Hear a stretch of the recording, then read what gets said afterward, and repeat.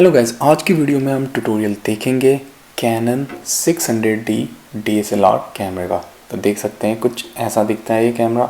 उसके अलावा अगर आप इधर पे देखें, लेंस में यहाँ पे स्टेबलाइजेशन है, ऑटो फोकस, मैनुअल फोकस का स्विच। इस वाले बटन से आप अपने फ्लैश को ओपन कर सकते हैं और इस कैमरे में आपको फुल्ली आर्टिकुलेटिंग स्क्रीन मिल जाती है। तो आप इस स्क्रीन को किसी भी डायरेक्शन में रोटेट कर सकते हैं। तो व्लॉगिंग के लिए, यूट्यूब की वीडियो बनाने के लिए काफ़ी अच्छा ऑप्शन हो जाता है। लेकिन ये जो स्क्रीन है ये टच स्क्रीन नहीं है, तो कोई भी ऑप्शन आपको चेंज करना है इन बटन्स के थ्रू ही करने पड़ेंगे। फुल एचडी में वीडियो शूट कर देता है ये 30 फ्रेम पर सेकंड तक। ऊपर से कुछ ऐसा दिखता है। यहाँ से आप इसको ऑन ऑफ करते हैं, ये आपका डायल मिल जाता है जिससे आप शटर स्पीड वगैरह ये सारी चीज़ें चेंज कर सकते हैं। और ये आपका क्लिक करने के लिए, फ़ोटो क्लिक करने के लिए शटर बटन है और इसी को दबा के आपका कैमरा फोकस भी करेगा।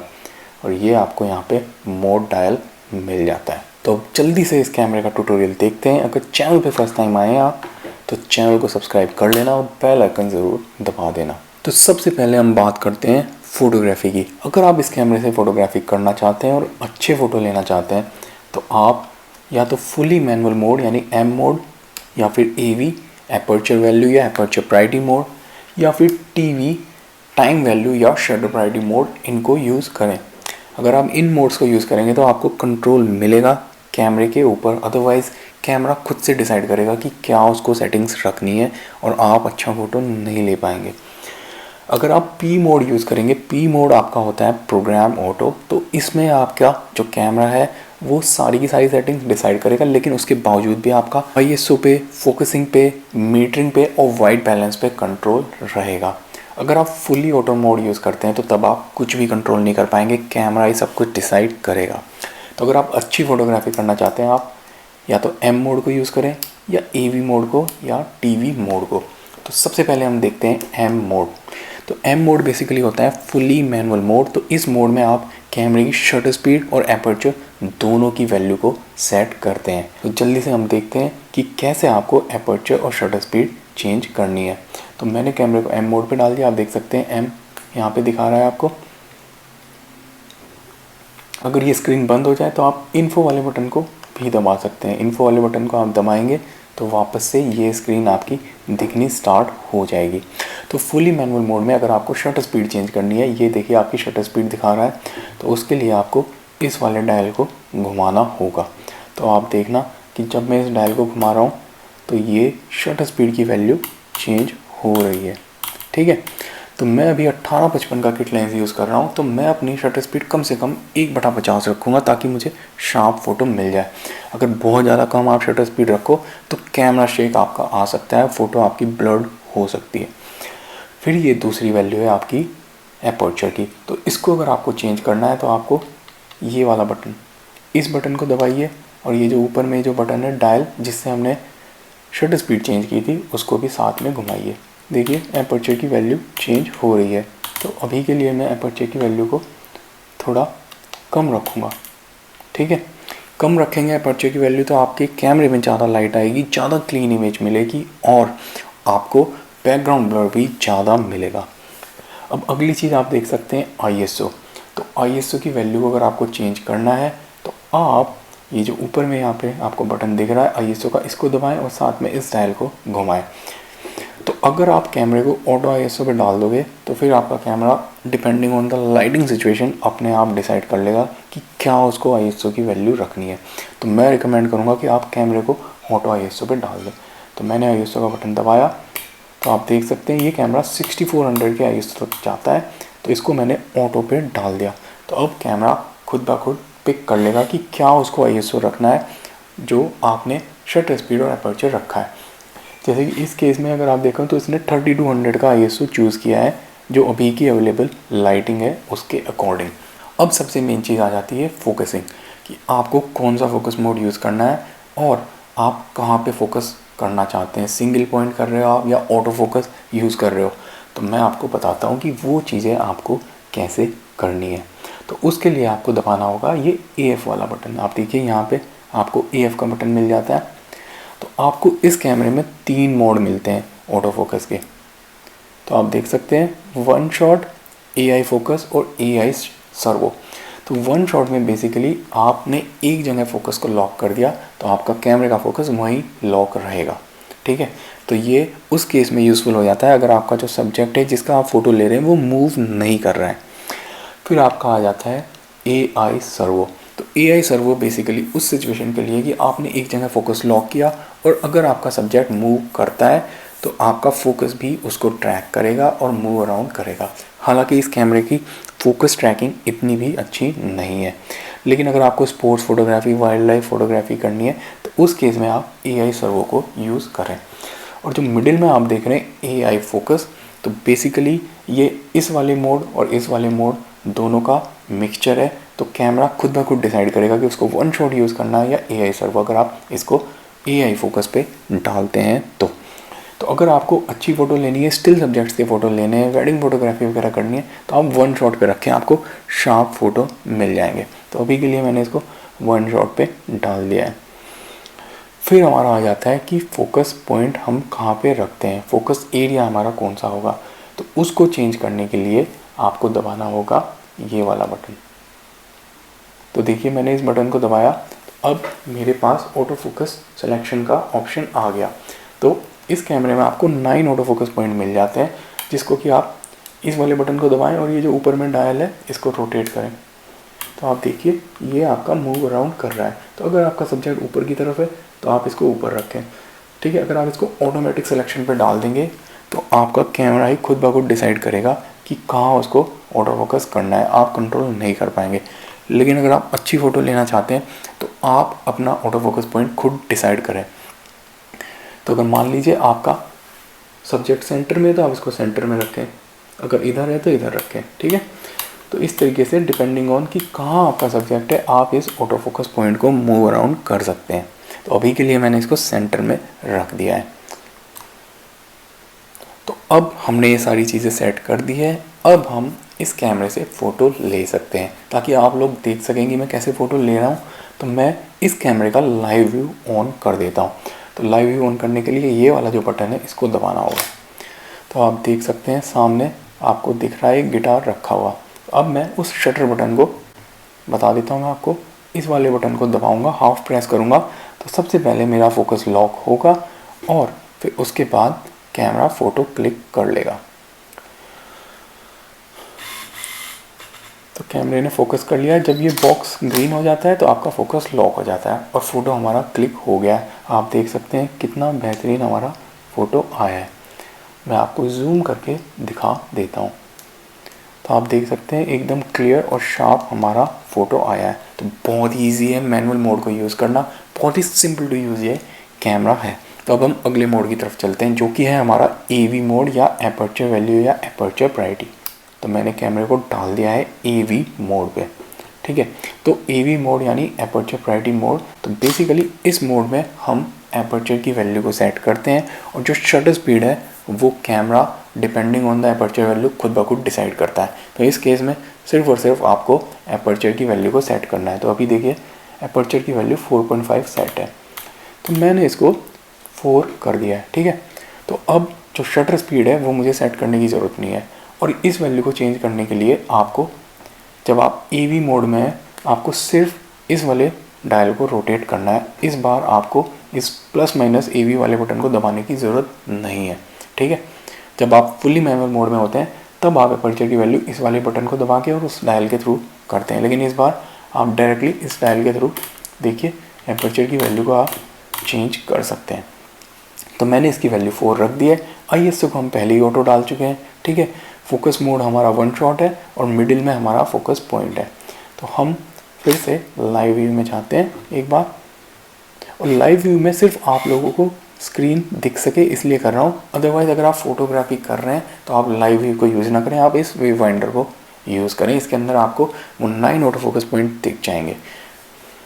अगर आप लाइव व्यू को यूज़ करेंगे तो आपकी फ़ोटोग्राफी में फोकसिंग फास्टर होगी, आप जल्दी बेहतर और शार्प फ़ोटो ले सकते हैं। तो हमने AV मोड में फ़ोटो ले लिया और आप देख सकते हैं बहुत ही शानदार फ़ोटो आया है और बहुत ही इजी है ये कैमरा यूज़ करना, ठीक है। तो AV मोड में अगर आपको बैकग्राउंड ब्लर ज़्यादा चाहिए तो आप एपर्चर की वैल्यू को कम रखें, अदरवाइज़ आप ज़्यादा रखें। अब हम चाहते हैं टीवी मोड यानी टाइम वैल्यू या फिर शटर प्रायोरिटी मोड। तो इस केस में हम शटर स्पीड को सेट करेंगे, जो एपर्चर की वैल्यू है वो कैमरा अपने आप सेट करेगा। तो आप देख सकते हैं ये शटर स्पीड की वैल्यू। इसको चेंज करने के लिए ये जो ऊपर में डायल है, सिर्फ इस डायल को रोटेट करना है। तो मैंने इस बार रख दी है वैल्यू 1/50। ठीक है, बाकी सारी चीज़ें सेम रहेंगी। ISO ऑटो है, वन शॉट आपका फोकस मोड है, मिडिल में आपका फोकस पॉइंट है। तो फिर से मैंने फोकसिंग की और फोटो क्लिक हो गया। बहुत ही इजी है यूज़ करना। तो शटर प्रायोरिटी अगर आप यूज़ कर रहे हैं तो शटर स्पीड कम से कम इतनी रखें कि आपका कैमरा शेक ना आए। अब हम जाते हैं इसके वीडियो मोड में, क्योंकि इस कैमरे से आप वीडियो भी बना सकते हैं। तो अगर आपको वीडियो बनानी है कैमरे से, तो आप देखिए लास्ट में ये वीडियो का आइकन है। तो आपको कैमरे को वीडियो वाले आइकन पे डालना होगा। तो मैंने इसको वीडियो वाले आइकन पे डाल दिया। ठीक है, जैसे ही मैं इसको वीडियो वाले आइकन पे डालूंगा, अपने आप ही ये वाली स्क्रीन मेरी ऑन हो जाएगी। ठीक है, अब मुझे अगर वीडियो रिकॉर्डिंग स्टार्ट करनी है तो मुझे सिंपली इस वाले बटन को दबाना है और मेरी वीडियो रिकॉर्डिंग स्टार्ट हो जाएगी। हालांकि एक बहुत इंपॉर्टेंट चीज़, अगर आपने सेटिंग्स के अंदर से जाके manual exposure in movie mode को ऑन नहीं किया, तो आप मूवी मोड में अपना एपर्चर, शटर स्पीड वगैरह को चेंज नहीं कर पाएंगे। तो इसलिए आप मूवी रिकॉर्डिंग स्टार्ट करने से पहले एक बार मेनू में चाहिए। तो मैं आपको दिखा देता हूँ। तो मैं मेनू में गया, तो देखिए सबसे पहले वाला जो आइकन है ये मूवी एक्सपोजर। तो अभी आप देख रहे होंगे कि यहाँ पे ऑटो लिखा हुआ है।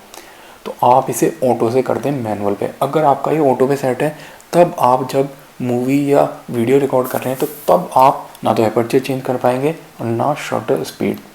तो इसको हम डालेंगे मैनुअल में। ठीक है, तो मैंने इसको मैनुअल में डाला। तो अब आप देख सकते हैं यहाँ पे शटर स्पीड आ रही है और एपर्चर भी आ रहा है। तो अब मैं इन चीज़ों को चेंज कर सकता हूँ। ठीक है, ISO मेरा 3200 दिखा रहा है।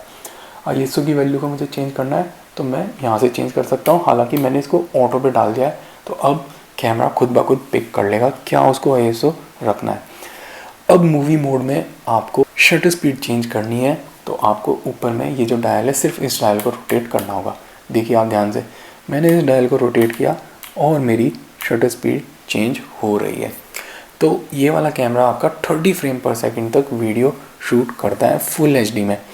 तो अगर आप इंडिया में हैं, पाकिस्तान में या यूरोप में हैं, तो आप इस कैमरे की जो शटर स्पीड है उसको 1/50 कम से कम रखें, क्योंकि हमारे यहाँ पे जो आपकी येलो लाइटिंग होती है या जो वाइट लाइटिंग होती है, घर के अंदर इलेक्ट्रिसिटी 50 हर्ट्ज़ की फ्रीक्वेंसी पे चलती है। तो अगर आप इसकी वैल्यू को 50 या 100 या कुछ और रखोगे, तब आपकी वीडियो में एक फ्लिकर का इफेक्ट आ जाएगा। तो अगर आप नेचुरल लाइट में शूट कर रहे हैं तब तो आप कुछ भी शटर स्पीड रख सकते हैं, कोई प्रॉब्लम नहीं है। लेकिन अगर आप घर के अंदर शूट कर रहे हैं जहाँ पे आपकी बल्ब्स हैं या ट्यूबलाइट है, तब आप जो शटर स्पीड की वैल्यू को या तो 50 रखें या फिर 100 रखें, तब आपका वीडियो में फ्लिकर इफेक्ट नहीं आएगा।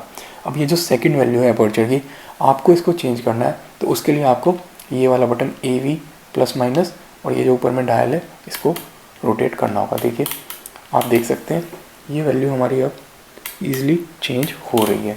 तो मैंने इसकी वैल्यू को कर दिया है 4। ठीक है, ISO हमारा ऑटो है। अब आपको मूवी में फोकस करना है, तो आप इस वाले शटर बटन को, जिससे आप फ़ोटो क्लिक कर दें, हल्का सा हाफ प्रेस करें। देखिए आपका एक ग्रीन हो गया, दैट मीन्स आपका फोकस अब लॉक हो गया है। अब आपको वीडियो रिकॉर्डिंग स्टार्ट करनी है, तो आप इस बटन को दबाइए। मैंने इस बटन को दबाया, आप देख सकते हैं यहाँ पे ये रेड कलर का डॉट आ रहा है, that means video recording start हो चुकी है। और इस कैमरे का काफ़ी अच्छा एडवांटेज ये है कि आप इसमें अलग से माइक भी कनेक्ट कर सकते हैं। तो माइक कनेक्ट करेंगे तो बहुत अच्छी आप ऑडियो भी कैप्चर कर सकते हैं। अब आपको मूवी की वीडियो रिकॉर्डिंग ऑफ करनी है, तो आप इस बटन को दबाइए। आपने इस बटन को दबाया तो अब हमारी वीडियो रिकॉर्डिंग स्टॉप हो गई है। आपको उसको देखना है तो इस बटन को हम दबा सकते हैं और आप देखिए ये हमारी वीडियो रिकॉर्ड हो गई थी। तो बहुत ही इजी टू यूज़ कैमरा है। ठीक है, अब मैं आपको बाकी जो ऑप्शन है, आपको जो वीडियो रिकॉर्डिंग के दौरान मिलते हैं, जैसे कि माइक्रोफोन का, उसमें आपको कैसे मैनुअल माइक्रोफोन की ऑडियो सेटिंग्स करनी है वो भी आपको बता देता हूँ। तो उसके लिए आपको जाना होगा मेनू में, ठीक है। तो आप देखिए सेकंड वाले ऑप्शन में आपको पहला जो ऑप्शन मिल रहा है मूवी रिकॉर्डिंग साइज़, तो इसको आप मैक्सिमम रखें, ठीक है। तो इस केस में मैंने रखा है 1920-25 फ्रेम पर सेकेंड। फिर जो आपकी साउंड रिकॉर्डिंग है इसको आप ऑटो से हटा के मैनुअल पे डाल दें। अगर आप इसको ऑटो पे डाल देंगे तो आपको इतनी अच्छी ऑडियो नहीं मिलेगी अगर आप एक्सटर्नल माइक यूज़ कर रहे हैं। और जो रिकॉर्डिंग लेवल है इसको आप काफ़ी कम कर दें, आप इसको यहाँ पे इधर तक ले जाएं, ठीक है। फिर बाद में जब आप पोस्ट में अपनी वीडियो की एडिटिंग करते हैं तो आप उस ऑडियो को बढ़ा सकते हैं। इसका रीज़न ये है कि अगर आप इसको बहुत ज़्यादा कर देंगे तो आपके जो माइक में और जो कैमरे में जो साउंड कैप्चर होगी वो साए साए जो माइक की साए साए वाली आवाज़ है वो काफ़ी ज़्यादा कैप्चर हो जाएगी। तो विंड फिल्टर को आप डिसेबल रखें, इससे आपकी आवाज़ थोड़ी सी डिस्टॉर्ट हो जाती है, ठीक है। तो यही चीज़ों का आपको मेनली ध्यान रखना है। बहुत ही ईजी है इस कैमरे से वीडियो रिकॉर्ड करना। अब हम जो बाकी के ऑप्शंस हैं फ़ोटोग्राफी में भी उनको देख लेते हैं और फिर वीडियो में भी आपको कौन कौन से बाकी सेटिंग्स चेंज करने के ऑप्शंस मिलते हैं उनको भी देख लेते हैं। तो मैं एक बार फिर से जाता हूँ फ़ोटोग्राफी वाले मोड में, तो मैंने इसको AV मोड पे डाल दिया है। तो आप इस स्क्रीन पे और भी हैं काफ़ी सारे ऑप्शंस देख सकते हैं, जैसे कि ये वाला ऑप्शन AWB। तो इन सबको भी हम बारी बारी से देख लेते हैं कि कैसे इन चीज़ों को चेंज करना है। आप देख सकते हैं ये आपका एक्सपोजर कॉम्पनसेशन है। तो बेसिकली ये आपका डिसाइड करता है कि जैसे आपकी इमेज बहुत ज़्यादा डार्क आ रही है तो आप इसको पॉजिटिव की तरफ ले जा सकते हैं। इसको चेंज करने के लिए आपको ये वाला AV वाला बटन दबाना है और ऊपर का डायल रोटेट करना है। तो आप देखिए ये वैल्यू आगे पीछे मूव हो रही है। और एक्सपोजर कॉम्पनसेशन बेसिकली आपका AV मोड और TV मोड में ही काम करता है, ठीक है। या फिर आप इसको P मोड में भी यूज़ कर सकते हैं। ये फुल्ली मैनुअल यानी M मोड में काम नहीं करेगा। तो अगर आपकी इमेज बहुत ज़्यादा डार्क आ रही है तो आप इसे पॉजिटिव की तरफ ले जाएं इधर। अगर आपकी इमेज थोड़ी ज़्यादा ब्राइट आ रही है तो आप इसे कम कर दें, मतलब नेगेटिव की तरफ ले जाएं। तो काफ़ी इंपॉर्टेंट ऑप्शन है, तो आपको इसका पता होना चाहिए।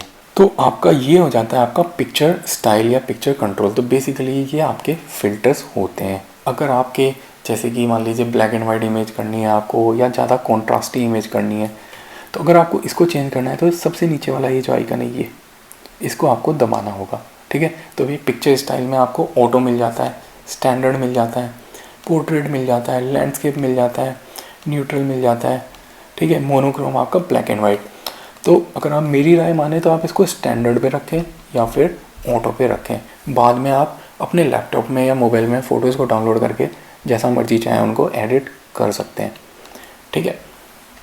फिर आपका आ जाता है white balance. White balance basically आपकी इमेजेस में जो वाइट चीज़ें हैं उनको वाइट दिखाने की कोशिश करता है।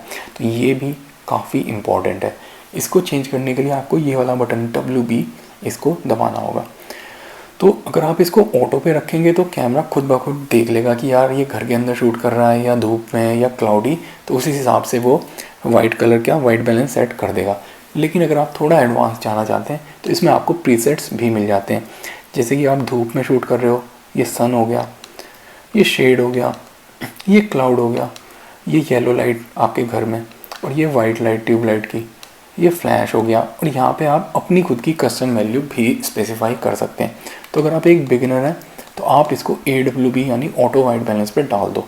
उसके अलावा आप स्क्रीन पे काफ़ी सारे और भी ऑप्शंस देख सकते हैं। अगर आपको इनको एक्सेस करना है तो उसके लिए आपको ये Q वाला बटन दबाना होगा।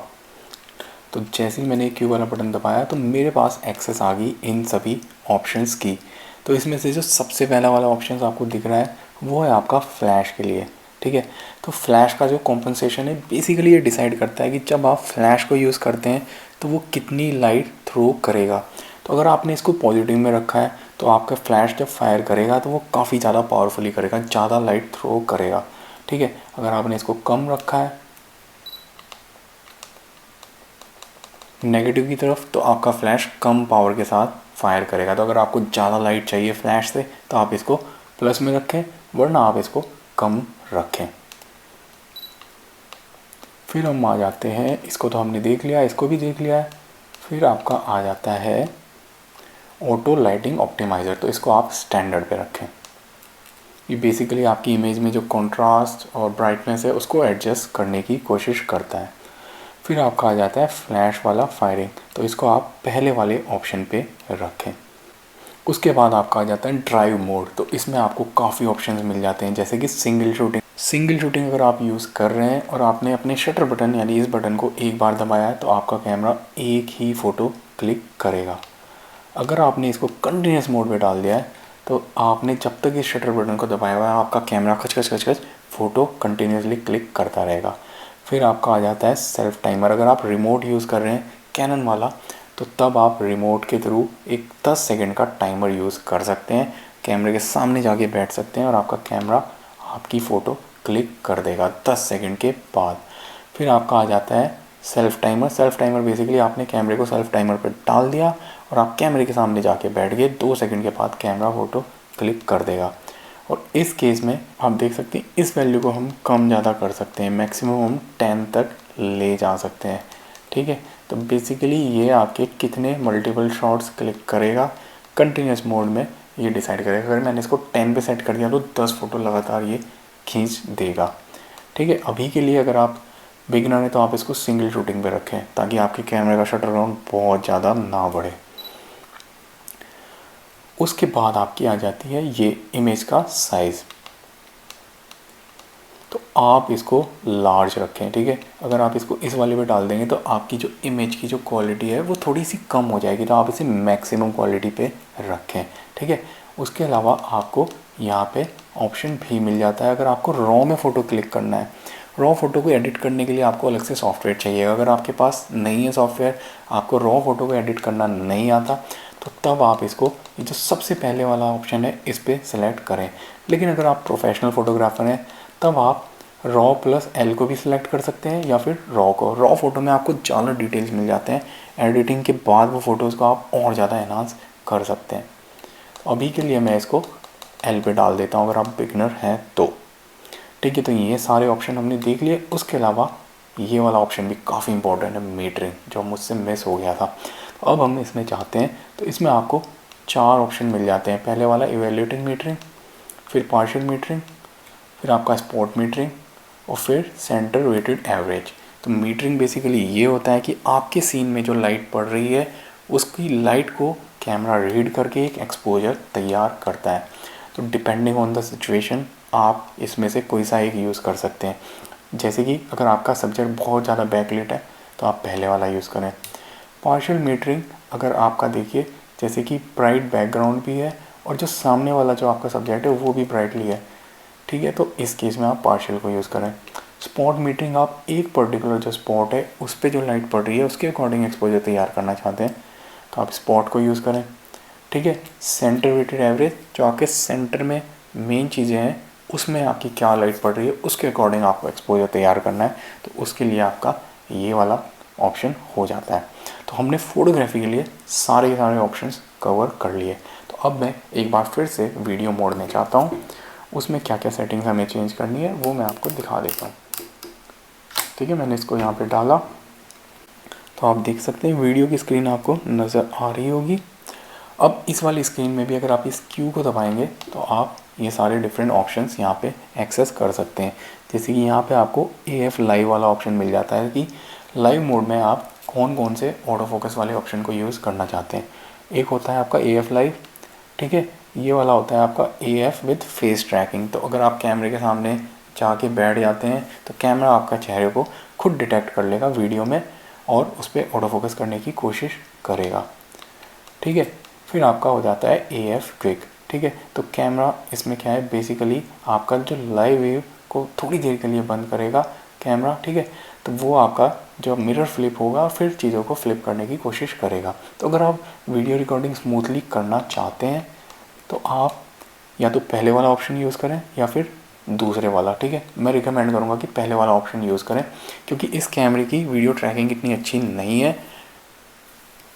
क्योंकि इस कैमरे की फेस ट्रैकिंग इतनी अच्छी नहीं है, ऑटो फोकस इतना अच्छा नहीं है वीडियो में। तो आपको मैं रिकमेंड करूँगा कि आप अगर वीडियो स्टार्ट कर रहे हैं उससे पहले एक जगह फोकस लॉक कर लें। जैसे कि मैं इस गिटार पे फोकस मैंने लॉक कर लिया तो ये ग्रीन हो गया, तो अब पूरी वीडियो के दौरान फोकस यहीं का यहीं रहेगा। ठीक है, तो ऐसे ही अगर आप अपनी खुद की वीडियो बना रहे हैं तो पहले आप एक जगह अपने चेहरे पे या कहीं पे, जैसे आप उस चेयर पे बैठ के वीडियो बना रहे हैं तो उस चेयर पे फोकस लॉक कर लें, फिर आप उस चेयर पे जाके बैठ जाएं और अपनी वीडियो रिकॉर्डिंग स्टार्ट कर दें। तो उससे फिर आपका पूरी वीडियो के दौरान आपका फोकस एक जगह फिक्स रहेगा, फोकस हंटिंग नहीं होगी। उसके बाद आपको यहाँ पे वाइट बैलेंस का ऑप्शन भी मिल जाता है, ठीक है, इसको हम ऑलरेडी देख चुके हैं। यहाँ पे आपको पिक्चर स्टाइल का मिल जाता है ऑप्शन, तो ये भी हम देख चुके हैं। इसमें आपको स्टैंडर्ड पे रखना है स्टैंडर्ड रख दो, ऑटो रखना है ऑटो रख दो। ये आपका ऑटो लाइटिंग ऑप्टिमाइज़र है। यहाँ से आप जो आपकी वीडियो या फ़ोटो का जो साइज़ है उसको आप सेलेक्ट कर सकते हैं। यहाँ पे आप जो आपकी जो वीडियो है, वीडियो की क्या क्वालिटी होगी उसको आप डिसाइड कर सकते हैं। देखिए आपको 24 फ्रेम पर सेकेंड में भी मिल जाती है, 25 में भी मिल जाती है, ठीक है। अगर आप थोड़ी लो क्वालिटी में शूट करते हैं यानी कि 720p में, तो आपको 50 फ्रेम पर सेकेंड में मिल रहा है। तो आप इसको जो सबसे मैक्सिमम वाली पे रखें, इस वाली पे, ठीक है। फिर उसके बाद वीडियो स्नैपशॉट, ठीक है, मैं तो इसको यूज़ नहीं करता, मैं तो इसको डिसेबल ही रखता हूँ। तो ये सब ऑप्शंस आपको वीडियो रिकॉर्डिंग के दौरान मिल जाते हैं। अब हम एक बार इसका मेनू सिस्टम देख लेते हैं कि मेनूज़ में क्या क्या इंपॉर्टेंट चीज़ें हैं जो आपको देखनी है। तो जल्दी से इस कैमरे का मेनू सिस्टम हम देख लेते हैं। तो आप देख सकते हैं सबसे पहले ऑप्शन में आपको क्वालिटी मिल जाता है। क्वालिटी से आप सेलेक्ट कर सकते हैं कि आपको रॉ, जेपैग किस टाइप का फ़ोटो सेलेक्ट करना है, इसको हम ऑलरेडी देख चुके हैं। फिर आपका आ जाता है बीप, अगर आप इसको डिसेबल कर देंगे तो जब आप अपने कैमरे का फ़ोटो क्लिक करते हैं तो वो जो बीप का नॉइज़ आता है वो नहीं आएगा फोकसिंग के दौरान, ठीक है। तो तीसरा आ जाता है आपका शटर रिलीज़ विदाउट कार्ड। अगर आप इसको अनेबल कर देंगे तो आपके कैमरे में अगर SD कार्ड नहीं भी पड़ा हुआ उसके बावजूद भी कैमरा फ़ोटो लेगा, हालांकि वो फ़ोटो कहीं पे सेव नहीं होगा। इमेज रिव्यू आप इसको ज़्यादा भी कर सकते हैं। तो अगर आप इसको 4 सेकंड कर देंगे तो फ़ोटो लेने के बाद 4 सेकंड के लिए आपकी स्क्रीन पे फ़ोटो दिखाई देगा, ठीक है। फिर उसके बाद आपका रेड आई रिडक्शन, तो आपकी जो रेड आई आ जाती है कई बार फ़ोटो में, अगर आप इसको अनेबल कर देंगे तो ये उसको रिड्यूस करेगा, हालांकि मैं इसको डिसेबल पे ही रखता हूँ। फिर आपके फ्लैश कंट्रोल के ऑप्शन आ जाते हैं, ठीक है। अगले वाले में आपका एक्सपोजर कॉम्पनसेशन का आ जाता है, इसको हम ऑलरेडी देख चुके हैं। ऑटो लाइटिंग ऑप्टिमाइज़र, इसको भी हम देख चुके हैं। जो मीटरिंग है उसको भी हम ऑलरेडी देख चुके हैं, और जो वाइट बैलेंस है उसको भी हम देख चुके हैं। कलर स्पेस आपका sRGB होना चाहिए, ठीक है। पिक्चर स्टाइल को हम ऑलरेडी देख चुके हैं, यहाँ से भी आप एक्सेस कर सकते हैं इस बटन से पिक्चर स्टाइल को, उसको आप स्टैंडर्ड पे रख सकते हैं। अगर आपको मॉडिफाई करना है उसको तो आप मॉडिफाई भी कर सकते हैं, जैसे स्टैंडर्ड को आप थोड़ा सा और भी चेंज कर सकते हैं अगर चाहें तो, ठीक है। फिर हम अगले मेनू में आ जाते हैं। आपकी जो ISO है, ISO की मैक्सिमम वैल्यू आप कितनी रखना चाहते हैं, तो इस कैमरे की मैक्सिमम 6400 तक जाती है। लेकिन अगर आप चाहते हैं कि कैमरा 6400 तक ना जाए, कम जाए, तो आप यहाँ से उस वैल्यू को कम ज़्यादा भी कर सकते हैं। तो फिर जब ISO ऑटो आप यूज़ कर रहे हैं तो मैक्सिमम लेट से मैंने 1600 पे कर दिया, तो 1600 से ऊपर ISO की वैल्यू नहीं जाएगी। फिर आपका लाइव व्यू में शूटिंग है उसको आप अनेबल रखें, अगर आप डिसेबल कर देंगे तो लाइव मोड में आप फ़ोटो नहीं कर पाएंगे। ऑटो फोकस मोड आप इन तीनों में से कोई सा भी चूज़ कर सकते हैं, लेकिन अगर आप मेरी रिकमेंडेशन माने तो आप पहले वाले ऑप्शन को चूज़ करें, लाइव मोड को। ग्रिड डिस्प्ले, अगर आपने इसको ऑन कर दिया तो स्क्रीन पे ऐसी ऐसी आपकी लाइन आएगी, तो उससे आपको पता चल जाएगा कि आपका कैमरा थोड़ा तिरछा है या नहीं। जो आस्पेक्ट रेशियो है इसको आप 3:2 रखें, ठीक है। मीटरिंग का टाइमर 16 सेकंड है, आप इसको 4 सेकंड भी कर सकते हैं, कोई प्रॉब्लम नहीं है। उसके बाद ये आपके आ जाते हैं protect image, rotate image, erase image, print order, creative filter. तो ये सब बेसिकली आपके इमेज जो आपकी ऑलरेडी क्लिक हो गई हैं उनके लिए हैं ऑप्शन, इतनी भी इम्पोर्टेंट नहीं है। फिर आपका आ जाता है हिस्टोग्राम, ठीक है, स्लाइड शो, रेटिंग, आप इमेज को रेटिंग भी दे सकते हैं कि 5 स्टार 2 स्टार जो भी देनी है, ठीक है। अगर आप कंट्रोल ओवर HDMI को अनेबल कर देंगे तो आप इस कैमरे को HDMI जो इसका पोर्ट सॉरी इस साइड है उसके थ्रू आप कैमरे को कंट्रोल कर सकते हैं, स्क्रीन पे देख सकते हैं, ठीक है। तो इसको आप अनेबल कर सकते हैं। फिर आपका ऑटो पावर ऑफ 30 सेकंड, तो यानी कि 30 सेकंड के बाद ये जो स्क्रीन है वो बंद हो जाएगी, हालांकि कैमरा ऑन रहेगा। ऑटो रोटेट में अगर आप कैमरे को ऐसे रोटेट करते हैं तो आपकी इमेज भी रोटेट हो जाएगी। फिर आपको फॉर्मेट का ऑप्शन मिल जाता है अगर आपको आपके मेमोरी कार्ड को फॉर्मेट करना है, ठीक है। फाइल नंबरिंग कंटिन्यूस रखोगे, मतलब 1 2 3 इस तरीके से आपका कंटिन्यूस मोड में वो फाइल का नाम इंक्रीज़ करेगा। यहाँ से आप फोल्डर सेलेक्ट कर सकते हैं कि किस फोल्डर के अंदर वो फ़ोटो डालें। स्क्रीन के कलर आपको इसमें कई सारे कलर मिल जाते हैं, जैसे ये ब्लैक हो गया, ये वाला वाइट हो गया, ठीक है, ये थोड़ा सा ब्राउनिश हो गया, और ये ग्रीनिश येलोइश ग्रीन हो गया। मेरे को पहले वाला अच्छा लगता है और ये बैटरी भी कम खाता है, ब्लैक एंड वाइट वाला। फिर आपके इस वाली स्क्रीन पे जो एलसीडी स्क्रीन की ब्राइटनेस मिल जाती है आपको, ठीक है। एलसीडी ऑन ऑफ, मतलब जो आपकी एलसीडी है वो किस बटन से ऑन ऑफ हो, तो जो आपका शटर बटन है, शटर बटन यानी जिससे हम फ़ोटो क्लिक करते हैं, ये वाला बटन, ये वाला, ठीक है। तो आप जब भी इसको दबाते हैं आपकी स्क्रीन ऑन ऑफ हो जाती है। जैसे मैंने इसको दबाया, ऑफ होगी, फिर ऑन हो जाती है, ठीक है। तो हम इसको शटर बटन को सिलेक्ट कर सकते हैं। तो फिर जब भी हम इस शटर बटन को दबाएंगे तो हमारी ये इस स्क्रीन पे इंफॉर्मेशन आ जाएगी। यहाँ पे आप टाइम देख सकते हैं, लैंग्वेज देख सकते हैं, वीडियो का सिस्टम पैल, ठीक है। पैल और NTSC ये दो मेन फॉर्मेट होते हैं, तो आप इसको पैल पे रख सकते हैं। सेंसर क्लीनिंग वाला ऑप्शन भी इम्पॉर्टेंट है।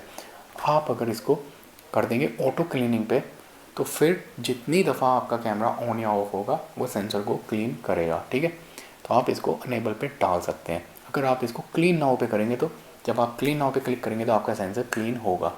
क्लीन मैनुअली में जब आप इसको क्लीन मैनुअली पे डालेंगे तो जितनी दफ़ा आप खुद से अलग से जाके इसको क्लीन करना चाहेंगे तभी वो होगा। ऑटो क्लीनिंग पे आप इसको डाल सकते हैं, तो जब भी कैमरा ऑन ऑफ होगा अपने आप हो जाएगा, कोई प्रॉब्लम नहीं है। फिर जो फीचर गाइड अगर आप इसको अनेबल कर देंगे तो जब आप डिफरेंट मोड्स यूज़ करते हैं तो आपको कुछ इन्फॉर्मेशन मिल जाएगी कि इस वाले ऑप्शन से क्या होता है, तो एक काइंड ऑफ गाइड आपको मिल जाएगी। फिर आपका जो कस्टम बटन है, ठीक है, फंक्शन बटन जो आपके कैमरे में है, आप उसको किसी चीज़ के लिए असाइन करना चाहते हैं तो वो ऑप्शन आपको मिल जाता है। और जो आपका फंक्शन बटन है वो आपका होता है इस तरफ, यहाँ पे नीचे की तरफ है, ठीक है। फिर यहाँ पे आपकी कॉपीराइट इन्फॉर्मेशन और फर्मवेयर वर्जन बेसिकली आपका जो कैमरे का सॉफ्टवेयर है उसका वर्जन होता है, ठीक है गाइस।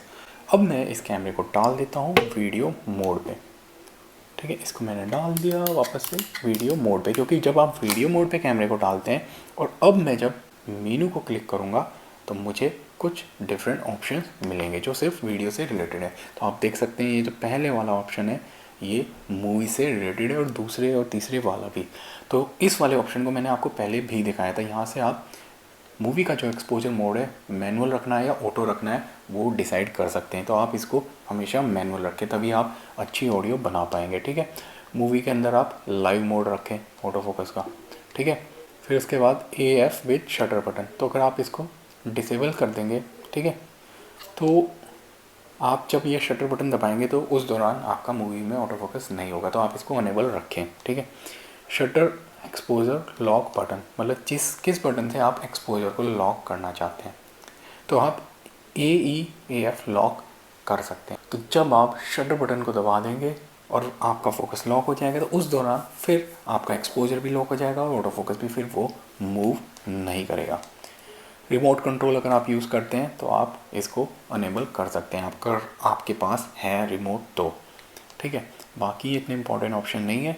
हाँ, ये वाला ऑप्शन मैंने आपको ऑलरेडी दिखा दिया था, मूवी का रिकॉर्डिंग साइज़ इसको मैक्सिमम रखें 1920 25 फ्रेम पर सेकेंड, ठीक है।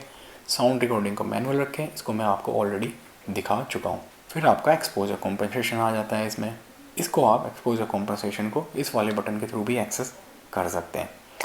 बाकी पिक्चर स्टाइल आप इसको ऑटो रखें या स्टैंडर्ड रखें, जो भी आपकी इच्छा है। वाइट बैलेंस को हम ऑलरेडी देख चुके हैं। तो बेसिकली ये सारे ऑप्शंस आपको मूवी के अंदर भी मिल जाते हैं, लेकिन इनमें से काफ़ी सारे ऑप्शंस आप इन बटन्स के थ्रू या इस Q वाले बटन को प्रेस करके भी यूज़ कर सकते हैं। देखो मैंने Q दबाया तो ये काफ़ी सारे ऑप्शन इस स्क्रीन पे आ गए। ऑलराइट गाइस, इस वीडियो में मैंने सारे के सारे ऑप्शंस कवर कर दिए, फोटोग्राफी के लिए भी और वीडियोग्राफी के लिए भी। अगर आपने वीडियो को पूरा ध्यान से देखा है तो आपको डेफिनेटली कैसे ये कैमरा यूज़ करना है अच्छे तरीके से चलाना आ गया होगा और आप एक बहुत ही अच्छी फ़ोटोग्राफी इस कैमरे से कर सकते हैं। बहुत ही बेहतरीन ये कैमरा है, स्पेशली वीडियो मेकिंग के लिए। अगर वीडियो अच्छी लगी है तो इसको लाइक एंड शेयर कर देना, उससे मेरा मोटिवेशन और ज़्यादा बढ़ेगा और मैं आपके लिए और भी अच्छा कंटेंट लेके आ सकता हूँ। और चैनल को ज़रूर सब्सक्राइब कर लेना और बेल आइकन भी प्रेस कर देना।